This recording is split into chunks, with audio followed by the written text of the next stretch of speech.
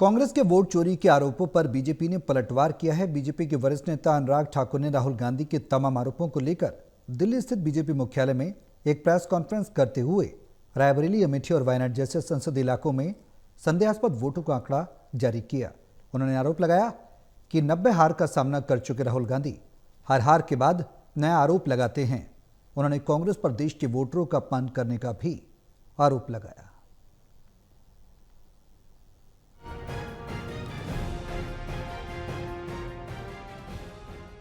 कांग्रेस नेता विपक्ष राहुल गांधी के द्वारा वोट चोरी के आरोपों को लेकर खुलासा करने के बाद बुधवार को बीजेपी नेता अनुराग ठाकुर ने राहुल गांधी और कांग्रेस पर जमकर निशाना साधा। बीजेपी नेता अनुराग ठाकुर ने रायबरेली से लेकर कन्नौज तक के फर्जी वोटर गिनाए।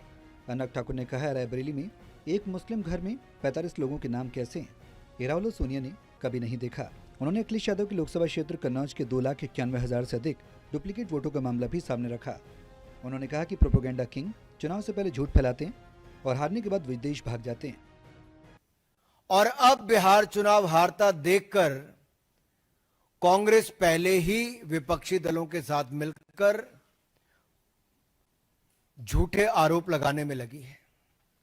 कल कुछ कांग्रेस के लोग कह रहे थे राहुल गांधी जी और विपक्ष के नेताओं ने बवंडर खड़ा किया। अरे भाई, बवंडर नहीं, बलंडर है, और मैं बताने वाला हूं कैसे। जितने आरोप आज तक लगाए, मैं राहुल जी को यही कहूंगा, धूल चेहरे पर थी पर आप आईना साफ करते रहे, और एक एक करके इनको बताना जरूरी इसलिए भी है।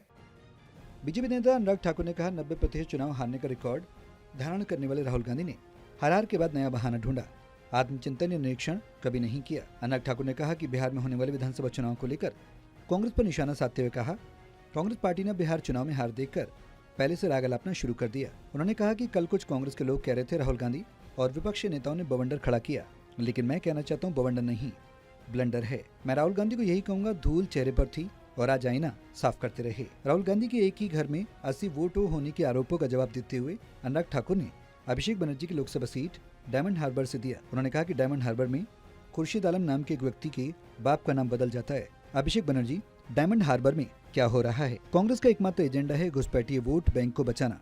वायनाड के एक ही घर में 54 वोट कैसे बन गए? रायबरेली में 2,99,000 फर्जी वोटर कैसे बने?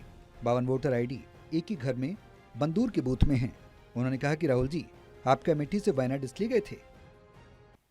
तो बहुत स्पष्ट दिखता है कि 1952 में, जो मैंने अंबेडकर जी का उदाहरण दिया, 1957 में बूथ कैप्चरिंग करके कांग्रेस ने काम किया। 1967 में कांग्रेस ने J&K में, जम्मू कश्मीर में पूरी तरह से एक तरह से रिगिंग करके विरोधियों के नॉमिनेशन तक खत्म करवा के ये सब कार्य कर दिए। और सरदार पटेल पे तो आज मैं क्या कहूं, वो तो कांग्रेस ने अंदर ही अंदर उनके साथ जो किया, नहीं तो सरदार पटेल शायद पहले प्रधानमंत्री होते। तो रिगिंग पार्टी के अंदर भी और देश के चुनाव में भी कांग्रेस की करने की आदत रही है। और जस्टिस सिन्हा ने जो इंदिरा गांधी जी को 2 अकाउंट्स पे गिल्टी किया था। बहरहाल कांग्रेस के आरोपों का बीजेपी ने जिस सिलसिलेवार तरीके से जवाब दिया, उसके बाद अब देखना यह होगा कि कांग्रेस इस पर क्या कहती है। कैमरा पर्सन मनोज कोहली के साथ ललित नारायण कांडपाल, टोटल न्यूज, दिल्ली।